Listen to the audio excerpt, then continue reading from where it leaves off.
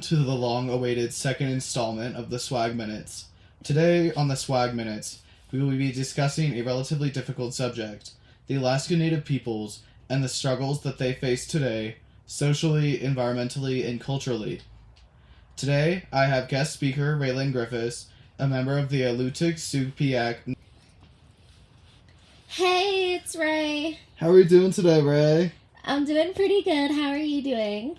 I'm doing good. I guess I'll go ahead and move into some background questions on your Native history.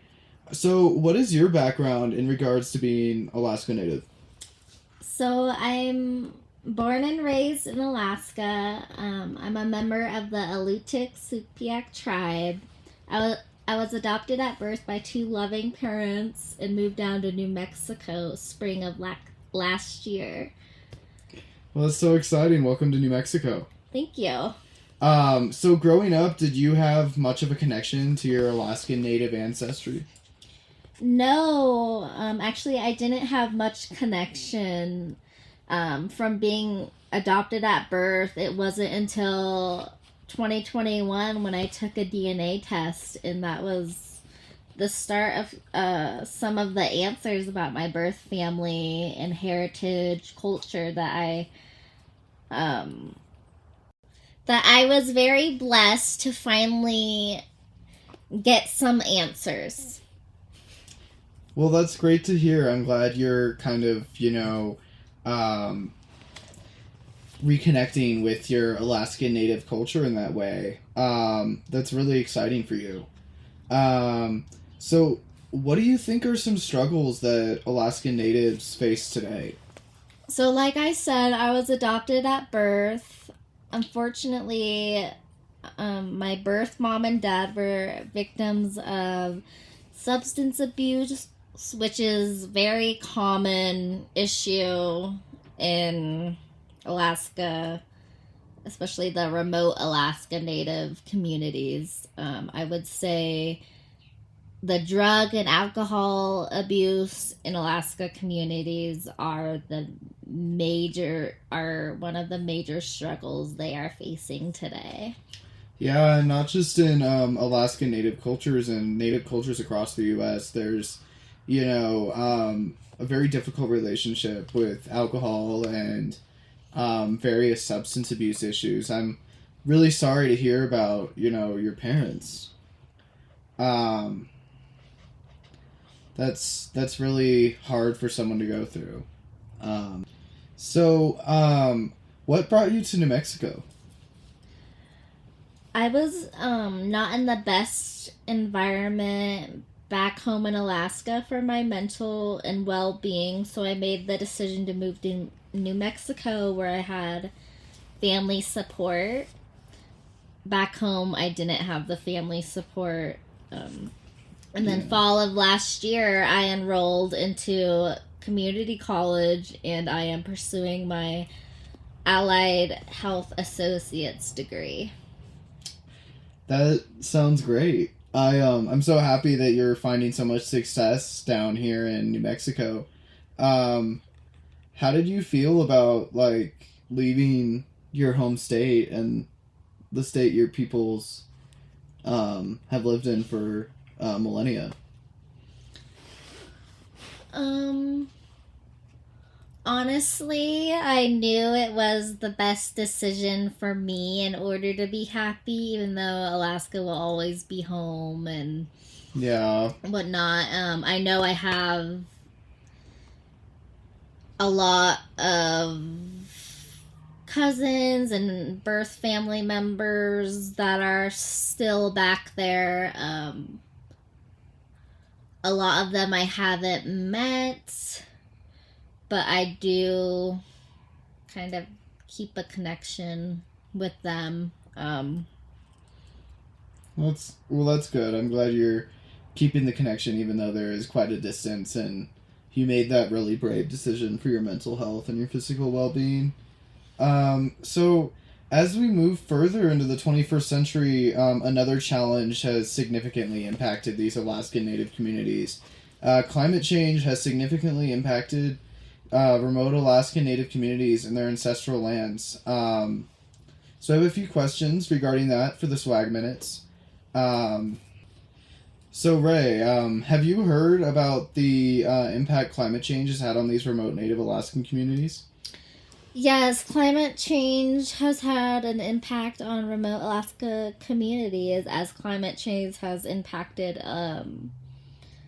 Alaska Native communities environmentally and wiping resources in order to survive in these remote Alaska communities. Yeah, not even just resources, the actual, land that they've Lived on for millennia. Like, they've lived there for about 10,000 years. And, um, the villages are just falling into the sea due to the melting permafrost. It's really devastating and it really a tragedy, is. honestly. So, have you heard about recent government efforts by the ANTHC to save these communities? I have heard about the ANTHC efforts trying to save these native communities, which I believe is in place because in remote Alaska villages, I think it's important to try to save and protect their land and heritage. Yeah, I agree, it's something that we need to, it's something that needs action taken on it, and these recent efforts by the ANTHC are their efforts by the Alaskan Native Tribal Health Council to increase Native involvement in political measures and various measures to secure funding for relocation of these Alaskan communities that are severely impacted by climate change, as well as fund erosion measures. It's previously, in the past, been a relatively un-Native involved process, and it's been incredibly difficult. So they're hoping with this increased involvement and this increased transparency with these communities that we can develop a solution that is effective and will truly save these communities. And it's honestly really exciting for these communities that something is finally, kind of being done that might be significant in improving their current situation.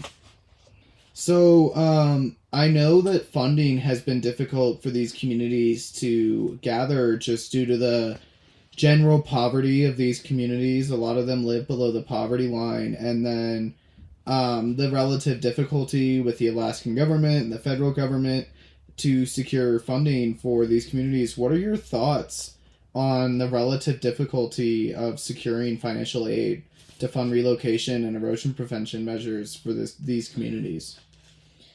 I think that securing financial aid to help these remote Native communities would be a good strategy.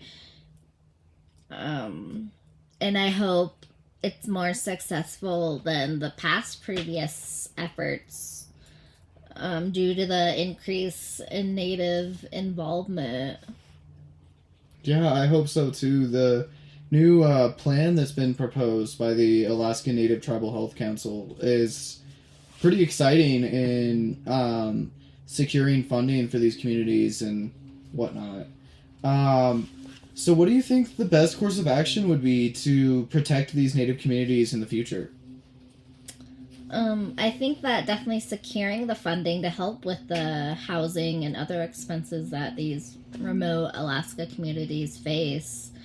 Definitely more government efforts to help Alaska peoples in order to make this happen. And Yeah, once, we're able to get the funding for these relocation efforts and general erosion prevention, I feel that, we can find a way to save these communities so that they aren't totally,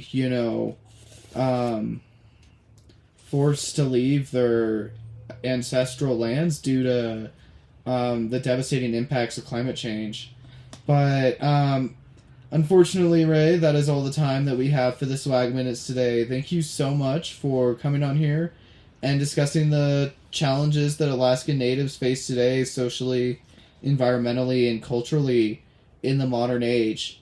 Join us next time, listeners, on the next Swag Minutes installment, covering the current animal rescue movement that is sweeping Las Vegas, New Mexico, with animal rescue advocates Kathy and Bob Griffiths, Gail Swan, and Irene Cranenberg.